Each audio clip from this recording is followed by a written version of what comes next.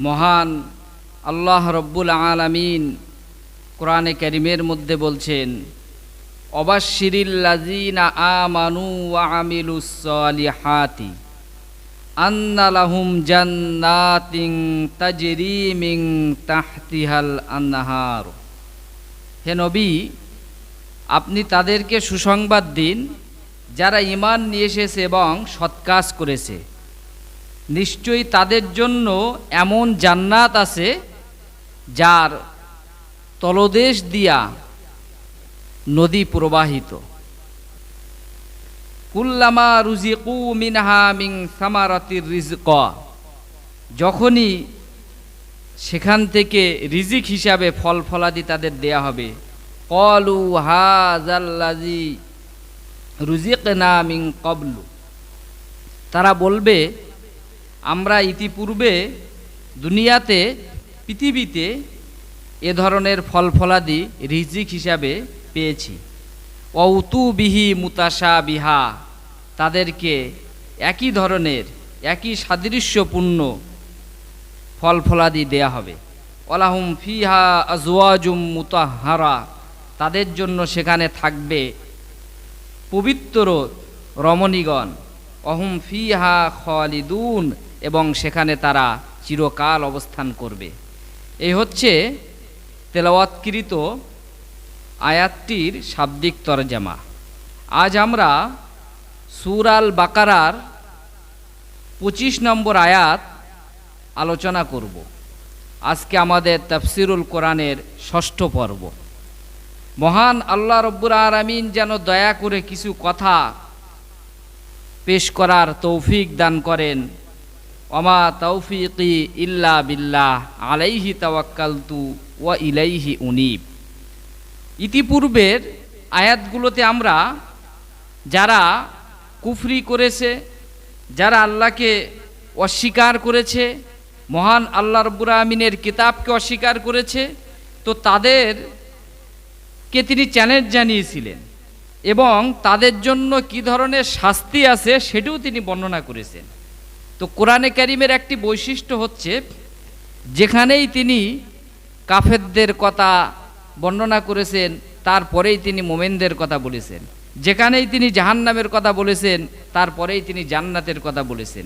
এই যে একটি মিল, একটি সাজুজ্য কোরআনে কারীমের ভিতরে আছে। তো যেহেতু ইতিপূর্বে মহান আল্লাহ রব্বুল আমিন কাফেরদের, অবিশ্বাসীদের তাদের শাস্তির কথা, জাহান্নামের কথা বলেছেন, তো এখানেই যারা ঈমান নিয়ে এসেছে এবং আমলে সলেহ করেছে, তো তাদের জন্য কি ধরনের পুরস্কার তিনি রেখে দিয়েছেন সেটি তিনি বর্ণনা করেছেন। মূলত ঈমান আর আমলে সলেহ আপনার একটার সাথে আরেকটার ওতপ্রোত সম্পর্ক, একটার থেকে আরেকটা কিন্তু বিচ্ছিন্ন নয়। কেউ ঈমান আনলো কিন্তু কোনো আমলে সলেহ নাই, কোনো ভালো কাজ তার নাই, তাহলে এই ঈমান তার সফলতার দ্বার প্রান্তে নিয়ে যেতে পারবে না। পক্ষান্তরে আবারও কিছু মানুষ আছে তাদের ঈমান নেই কিন্তু কিছু ভালো কাজ তারা করে, এই ভালো কাজের প্রতিদান তারা এই পৃথিবীতে পাবেন, কিন্তু মৃত্যুর পরে তাদের কোনো কিছু থাকবে না। তো সফলতা পেতে গেলে আপনাকে ঈমান আনতে হবে, আর ঈমানের দাবি হিসাবে আমলে সলেহ করতে হবে। এই আমলে সলেহ যদি আপনি করতে পারেন তাহলে কি হবে, আপনার এই ঈমান কিন্তু ফলপ্রসূ হবে। আল্লাহ রব্বুল আলামিন কোরআনে কারীমের মধ্যে বলেছেন, ইল্লাল্লাযীনা আমানু ওয়া আমিলুস সালিহাতি ফালাহুম আজরুন গায়রু মামনুন। আল্লাহ তাআলা বলছেন, ইল্লাল্লাযীনা আমানু ওয়া আমিলুস সালিহাত, যারা ঈমান নিয়ে এসেছে এবং সৎ কাজ করেছে, আমলে সলেহ করেছে, ফালাহুম আজরুন গায়রু মামনুন, তাদের জন্য নিরবচ্ছিন্ন কিন্তু পুরস্কার, আজর, মহা পুরস্কার মহান আল্লাহ তাআলার কাছে আছে, যে পুরস্কার কখনো তাদের শেষ হবে না, তাদেরকে বঞ্চিত করা হবে না, তারা খুশি হবে, সন্তুষ্ট হয়ে যাবে, এরকম জিনিস কিন্তু আল্লাহ তাআলা তাদের জন্য রেখে দিয়েছেন। তো আল্লাহ তাআলা বলছেন, এই মানুষদেরকে আমি কি দেব? জান্নাত, তাদেরকে এমন জান্নাত দেব যার তলদেশ দিয়ে নদী প্রবাহিত। এখন এই যে জান্নাত, জান্নাত হচ্ছে আল্লাহ তাআলার সবচেয়ে উৎকৃষ্ট জায়গা, আর জাহান্নাম হচ্ছে সবচেয়ে নিকৃষ্ট জায়গা। তো যারা মোমেন, সেই মোমেনদের জন্য মহান আল্লাহ রাব্বুল আমিন এমন জায়গা রেখে দিয়েছেন যেটা পৃথিবীর কোনো মানুষ তাদের কল্পনায় আনতে পারবে না। এ কারণে রসুল করিম সাল্লাল্লাহু আলাইহি ওয়াসাল্লাম হাদিস শরীফের ভিতরে বলছেন, মহান আল্লাহ তাআলা হাদিসে কুদসি ঘোষণা করছেন, আ'দাত্তু লিইবাদিয়াস সালিহিন, আমি আমার সালেহ মুত্তাকিন নেককার বান্দাদের জন্য এমন কিছু আমি তৈরি করে রেখে দিয়েছি, মা লা আইনুন রাআত, কোনো পৃথিবীর মানুষ সেটা দেখে নাই।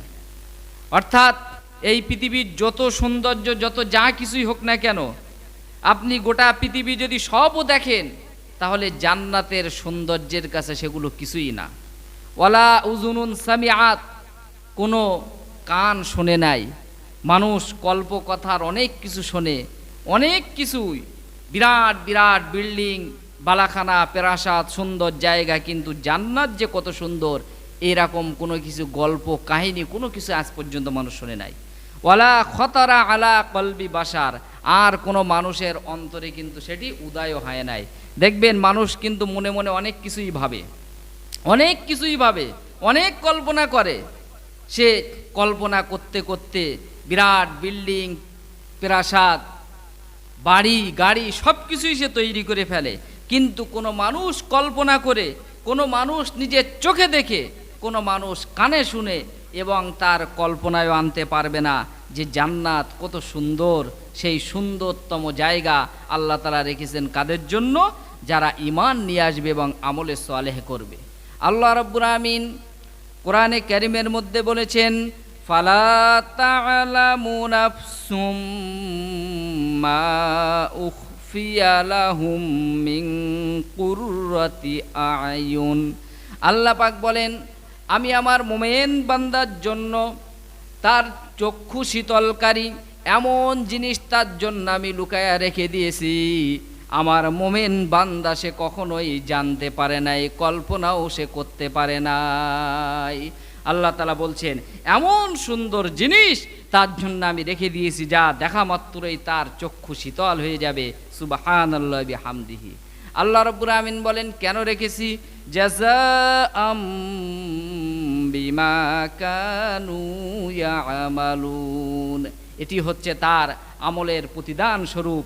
এই পৃথিবীতে কত কষ্ট সে করেছে, কত রাত জেগে সে নামাজ পড়েছে, গভীর রজনীতে মানুষ যখন ঘুমায়ে আসে সে উঠে গেছে আল্লাহর দরবারে, আল্লাহকে সেজদা দিয়েছে, নিজের গুনাহের জন্য, নিজের অভাব অনটনের জন্য, কত কিছুর জন্য সে আল্লাহর কাছে চেয়েছে। তো আল্লাহ তাআলা বলছেন, এই যে আমল, যে প্রতিদান এই পৃথিবীতে সে করেছে, সেই প্রতিদান হিসেবে আমি তার জন্য এমন জিনিস রেখে দিয়েছি যা দেখা মাত্রই তার চক্ষু শীতল হয়ে যাবে। সুবহানাল্লাহ।